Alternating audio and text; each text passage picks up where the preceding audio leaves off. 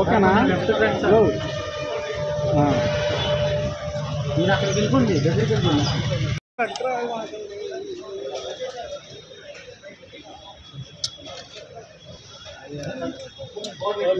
Sir పక్కరండి.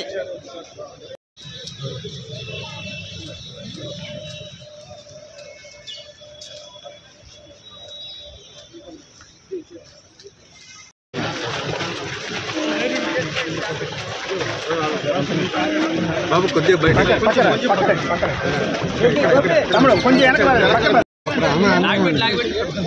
అన్నా నువ్వు సరే ఫోన్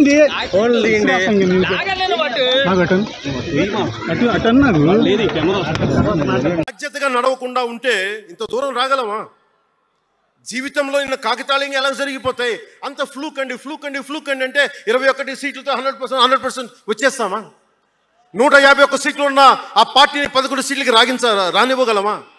ఎంత పోరాటం చేశాం మనం, ఎంత నలిగాం. వైజాగ్లో మన ఎమ్మెల్యే ఎంతమందిని జైల్లో పెట్టారు, ఎంత భయభ్రాంతులను చేశారు. బయటికి వస్తే ఆ రోజు నన్ను అందరూ అడిగారు, మీరు వెంటనే ప్రధానమంత్రి గారికి చెప్పండి, ఫోన్ చేయండి, మీకు తెలుసు కదా అంటే నేను ఒకటే అన్నా, ప్రజల్ని కాపాడటానికి వచ్చాను నేను, నన్ను కాపాడమని ఎవరిని నేను అడగలేదు, ప్రధానమంత్రి గారైనా సరే. ఇది నా నేల, నా పోరాటం, ఇది నా మీద చెయ్యి వెయ్యమని చెప్పండి, చెప్తాను నేనేంటో అని చెప్పాను.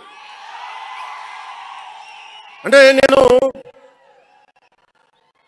ఎవరో వస్తారని నేను ఎప్పుడు చేయను, నేను ఎంత నిలబడగలను అదే నా మెజర్. అంతే. నేను ఎలాంటి జీవితం నుంచి వచ్చానంటే, నాకు చుట్టుపక్కల పేరెంట్స్ కమ్యూనిస్టులు, పిల్లలేమో క్యాపిటలిస్టులు, అలాంటి లెఫ్ట్ భావాలతో ఉన్న నాయకుల్ని, వారి పిల్లల్ని నేను నెల్లూరులో చూసేవాడిని. అంటే మార్పు అనేది అవసరం. నాన్న కమ్యూనిస్ట్ కదా అని కొడుకు క్యాపిటలిస్ట్ అవ్వకూడదనే రూల్ లేదు, ఇలాగే ఉండాలని ఏం లేదు. అంటే సహజం, అంటే మార్పు చాలా సహజం, ఎదగడానికైనా దిగజారడానికైనా సరే. వారి ప్రవర్తనని, వారి ఆలోచన విధానాన్ని బట్టి ఉంటుంది. కులాలను కలిపే ఆలోచన విధానం, భాషలని గౌరవించే సాంప్రదాయం, సంస్కృతుల్ని కాపాడే సమాజం, ప్రాంతీయతను విస్మరించిన జాతీయవాదం, మతాల ప్రస్తావన లేని రాజకీయం, అవినీతిపైన రాజీ లేని పోరాటం, పర్యావరణాన్ని పరిరక్షించే అభివృద్ధి ప్రస్థానం, ఇవన్నీ పెట్టినప్పుడు నవ్వారు అందరూ. అలాంటిది నన్ను ఈ రోజున పర్యావరణ మంత్రిగా తీసుకొచ్చింది ఈ సిద్ధాంతాలే. సిద్ధాంతాన్ని ప్రతిపాదించినప్పుడు చాలా పరిశోధించాలి, చరిత్ర చదవాలి, అవగాహన చేసుకోవాలి, జటిలమైన సందేహాలు వాటికి వివరణ ఇవ్వాలి. ఇవన్నీ కూడా ఉండబట్టే ఈరోజు ఇంత బలంగా నిలబడగలిగాను. నేను ఇంత ఆలోచించి అడుగు ముందుకేస్తాను తప్ప అనాలోచితంగా ఎప్పుడు నేను అడిగాను. ఈ 10 ఏళ్లలో నిలబడ్డాం, బలపడ్డాం, చాలా పడ్డాం కూడా. సమాజ తీరుతెన్నులు ఎలా ఉంటాయి అని ఆలోచించేటప్పుడు నన్ను బూతులు తిట్టినా, ఆ తిట్టిన వాటిని ప్రసార మాధ్యమాల్లో ప్రసరింపజేసి డిబేట్లు పెట్టి వీళ్ళకి నా జీవితం తప్ప ఇంకేమి లేవా, కనిపించవా అనుకునేవాడిని. అంటే మీరు చెప్పండి, ఒకళ్ళ ఇంట్లో ఆస్తి తగాదాలు,